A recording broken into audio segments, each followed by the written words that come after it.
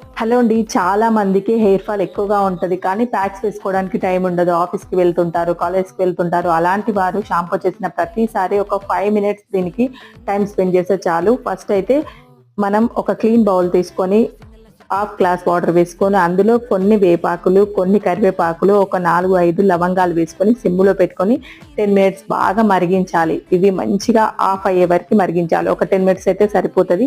తర్వాత ఆ వేపాకులోంచి, కరివేపాకులోంచి ఆ జ్యూసెస్ అనేవి ఆ వాటర్ అబ్జర్వ్ చేసుకుంటది.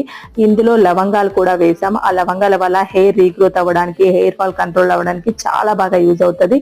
మంచిగా 10 మినిట్స్ మరిగిన తర్వాత వీటిని స్ట్రైన్ చేసుకోవాలి. వెంటనే స్ట్రైన్ చేసుకొని దీంట్లో మీరు రెగ్యులర్‌గా ఏ షాంపూ అయితే యూజ్ చేస్తారో ఆ షాంపూ యూజ్ చేయండి. ఎక్కువ కెమికల్స్ లేని షాంపూ యూజ్ చేస్తే బెటర్. మంచిగా మిక్స్ చేసుకున్న తర్వాత కొంచెం కూల్ అయిన తర్వాత మనం దీంతో షాంపూ చేస్తే హెయిర్ ఫాల్ చాలా కంట్రోల్ అయ్యి హెయిర్ చాలా ఒత్తుగా పెరుగుతుంది.